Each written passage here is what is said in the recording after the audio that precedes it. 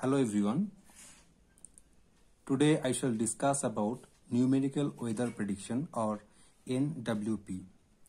Every day weather applications on our smartphone shows us the weather predictions, weather variables like temperature, pressure, humidity and the weather conditions like rain, thunderstorms or lightning. And even we can see for the future days, those either tomorrow there will be a possibility of thunderstorms or not, how much possibilities are there. So sometimes these type of predictions shows very accurate and sometimes it shows wrong results. But the question is how this type of predictions can be made, how those can be done. So these type of predictions of weather or forecasting of weather conditions are done by NWP or numerical weather prediction. This is the most important prediction application of the meteorology. The objective of NWP is to predict the future state of the atmosphere circulations from the knowledge of the current atmospheric state by using the dynamical equations. So we'll discuss about these dynamical equations later in detail. The three main information required for NWP are initial state of the field variables, a closed set of prediction equations, a method of integration the equations in time to obtain the future field variables. Thus, NWP is quantitative future forecast of weather and climate based on a model or a set of model solutions from a set of partial differential equation to predict temperature, wind, rain, snow, hail, lightning, etc. over a prescribed domain. Prescribed domain means over a particular region of the earth or maybe the full earth, full globe. So for that what we need? Number one, equations like partial differential equation describing the dynamics, thermodynamics of the atmosphere. Number two, numerical approximations. We need to approximate those numerical values because those set of equations cannot give accurate results. So we need to give some approximations. After that, parameterizations. Each and every point I'll discuss very detailed later. After that, we need a domain and the domain configurations. And finally, we need initial and boundary conditions. Before going for the details of these components, I will introduce I'll give some historical background about this numerical weather prediction, how it is developed from the past history. In 1643, first it was invention was there by Torricelli. Barometer was invented. After that, 1850 to 1902, primary ideas of numerical weather prediction grew during this period. In 1904, V. Bejerkens recognized that numerical weather prediction is an initial value problem. Before that, some scientists were trying to solve those problems, but it was very complicated. But first, Bejerkens recognized that it is an initial value problem. The basic set of equations are very complicated with highly nonlinear terms, and these partial differential equations do not process closed solutions. That's why there was this idea came by Bejerkens that it can be done by initial value problem. However, that time there was insufficient data about the initial conditions.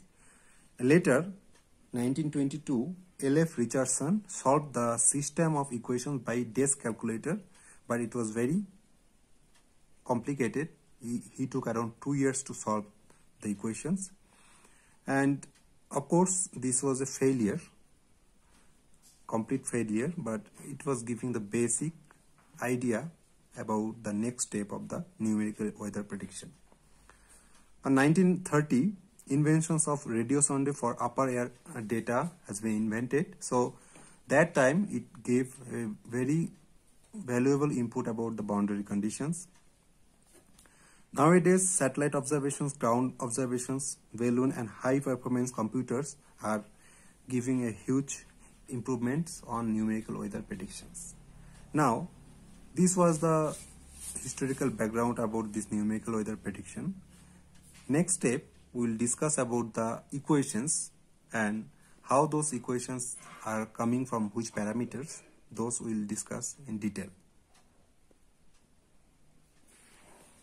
There are 7 equations with 7 unknown that governs the evolution of the atmosphere. That means with that 7 equations with 7 unknown variable, we can define most of the dynamical and thermodynamical conditions of the atmosphere. So number 1 equation is Newton's second law or conservation of momentum. So first is Newton's second law or conservation of momentum. Here we get 3 equations for 3 components of the axis: x-axis, y-axis and z-axis. Okay. So 3 velocity component will give 3 equations for momentum, which gives a Newton's second law or conservation of momentum. Number 2 is the continuity equations or the conservation of mass. Number 3 is the equation of state for ideal gas. Already we know the ideal gas equation, that is also will be used in numerical weather prediction. Number 4 is first law of thermodynamics or conservation of energy. So from the first law of thermodynamics, we will use the conservation of energy. That is number 4. Number 5 is conservation of equation for water mass. So in the atmosphere, initially we are taking the equation of state for ideal gas. There will be a dry for the dry air. Now with that we will add the conservation equation for water mass. So as in practical case, atmosphere has water vapors and water molecules inside. That's why we need to consider this equation, conservation equation for water mass, or the moisture equation. Sometimes it is also called moisture equation. As I told, the first equation, you can see this is the vector form of the conservation of momentum. That is the second law of Newton's second law, dv dt, rate of change of this velocity is component with a minus alpha grad p minus grad phi plus f minus 2 omega cross v. We'll derive this equation. I think you have already derived in the chapter 1, but still I'll show how this equation came. So which are the every component of the equation. Next is the continuity equations. It comes from the fluid dynamics. Okay, the density of the rate of change of the density of the fluid is equals to the minus gradient of the rho and rho v. That is the velocity. Next we are coming for the real gas, ideal gas equations. P alpha equals to RT. Alpha is the specific volume. Next we are coming from the thermodynamics. The total change absorbed or released heat is equals to Cp dt by dt minus alpha dB dt. That is the rate of change of temperature with time minus alpha rate of change of pressure with time. Now the last equation is the moisture equation.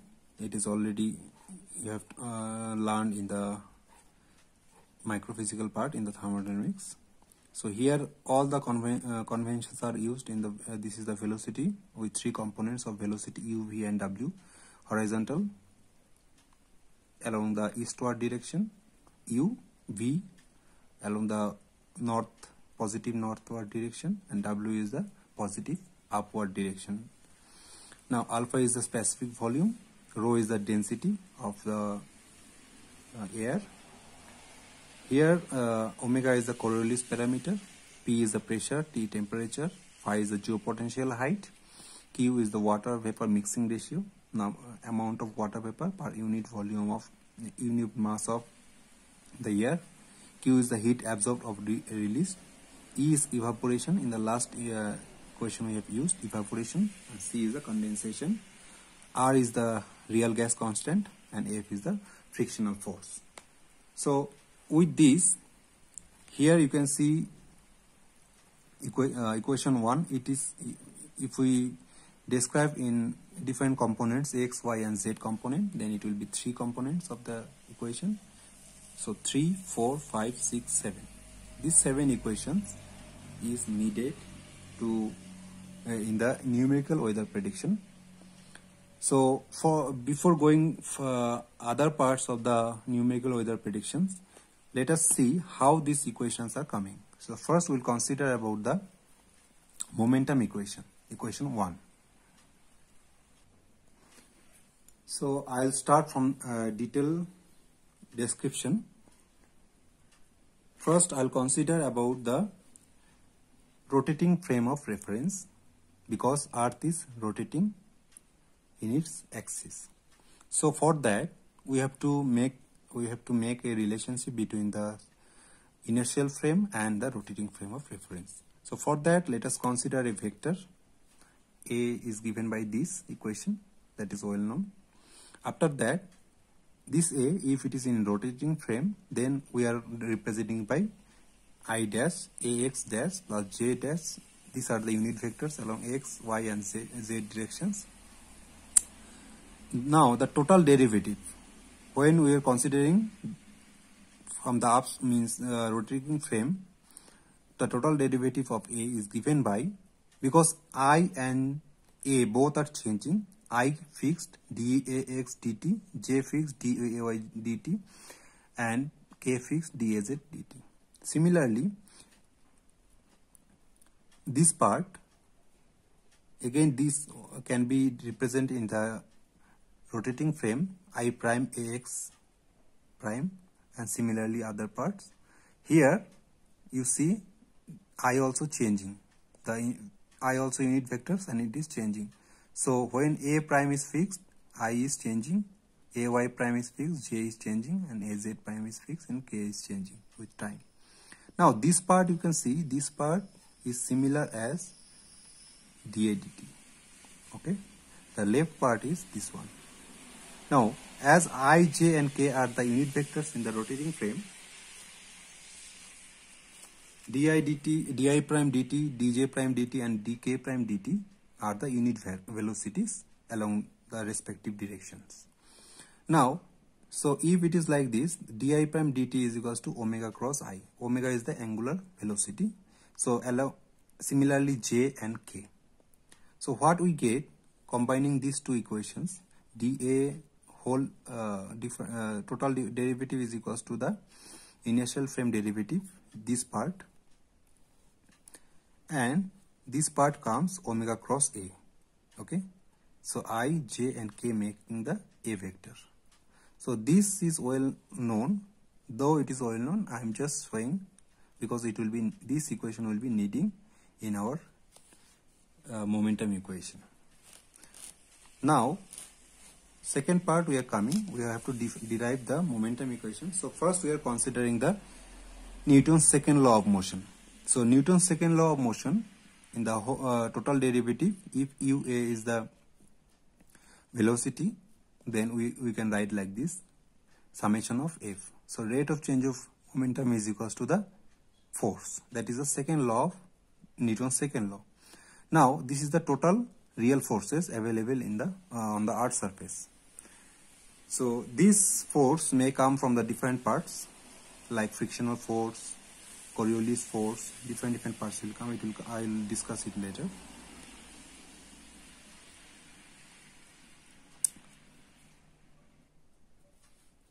Now if R is the position vector on the rotating Earth, from rotating Earth, that is from the center of the Earth to the surface at a height, some height it will be there. So we are considering this is a position vector. Now with respect to R, if we use this equation, if we replace by A is any arbitrary vector, so we can put R instead of A. So we are getting like this. Now dA, this is the total, this is the velocity component, dr dt, rate of change of position. Similarly we can write this. So in another case total total derivative we can write like this. So you can see with these two equation, if we replace, we put this value here, we are getting, okay. So from these two equations, we can put the value of UA here. Okay. So after putting this value, if you simplify it, we'll get this equation. Because here omega is constant and the derivative of omega will be 0. The other part, omega cross r equals to minus omega square r, where capital R we are replacing from the small r, that is the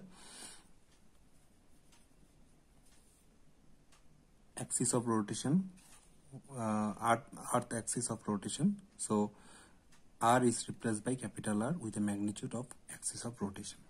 So as we can replace by any vector, because we are considering the reference frame equation.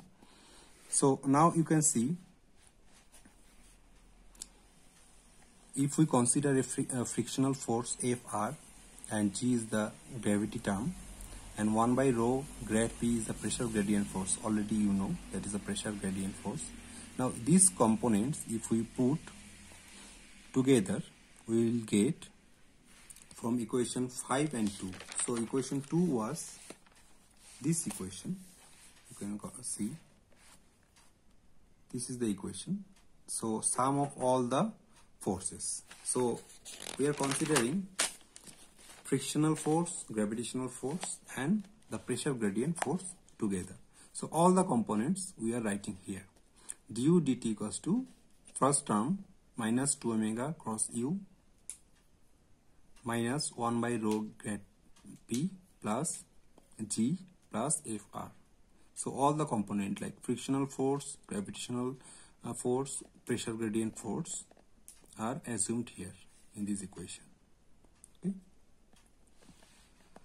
Now what it states, that acceleration following the relative motion in the rotating frame equals to the sum of the Coriolis force, the pressure gradient force and the effective gravity and the frictional force. Now this equation is the momentum equation in vectoral form. Okay, what we have seen in the first equation of the NWP. Okay.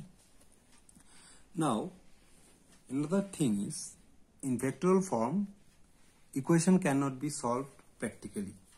It is very difficult. So the components we have to consider, x, y and z components we have to consider. And Earth's surface is Earth is a spherical coordinate system. That's why we have to convert this Cartesian coordinate system to spherical coordinate system first. So for that, let us consider, for spherical coordinate system, three components, three axes we need. One is your latitude, longitude and vertical distance. Okay, so these are the angle, like in spherical coordinate system we use theta and phi. Here also lambda and phi we are using. Z is the vertical distance above the surface. Now in unit vectors also changing. Unit vectors we are considering eastward, northward and upward direction. So corresponding longitude, unit vector is I. For latitude, unit vector is J. And for vertical distance, unit vector is K.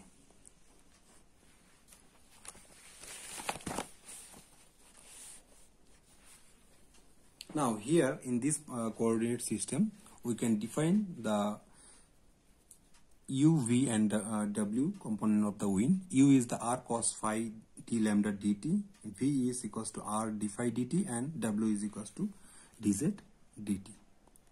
Now here distance to the center means r is the distance to the center of the earth. R is given by A plus Z. So A is centered to the surface and Z is the height from the surface. Now for meteorological purpose we need very smaller height. So we can replace R by A. Okay, we are neglecting Z because Z is very small. For meteorological purpose, it is very small because we are considering whether few around 20 kilometers with respect to millions of kilometers here. Okay. Now this velocity component, rate of change of velocity, can be given by I du dt, J dv dt, K dw dt plus U di dt plus Vi dj dt, W dk dt. Here these components, of course, if we don't simplify also, it will we just simply we can write it, but for more clarity I am using this. Di dt is equals to U di dx. From this figure you can see. Now this figure shows di dx. So if we consider I this direction, along this direction, small change in I with respect to x, that means this direction, we will give 1 by A cos phi. So, and another component, you have to consider the three-dimensional picture, that is J sin phi minus K cos phi. So J sin phi component will be this direction, and J cos phi, K cos phi will be in this direction, upward direction. Similarly, dj dx, dy, dj dy we are writing, and from this equation, if we put, then we are getting di dt equals to this one, like U by this one, dj dt is U tan theta tan phi by A I cap minus V by A K cap. So these are the simple spherical polar coordinate transformation. Now if we substitute these values in equation 7, we'll get this one, this equation. Okay.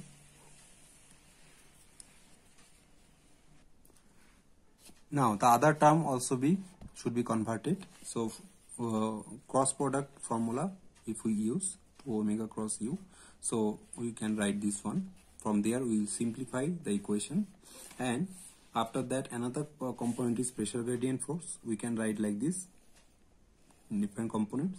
Gravitational acceleration, G is given by minus G K cap, because gravitational acceleration is downward but the height is K vector is upward, that's why negative G K cap.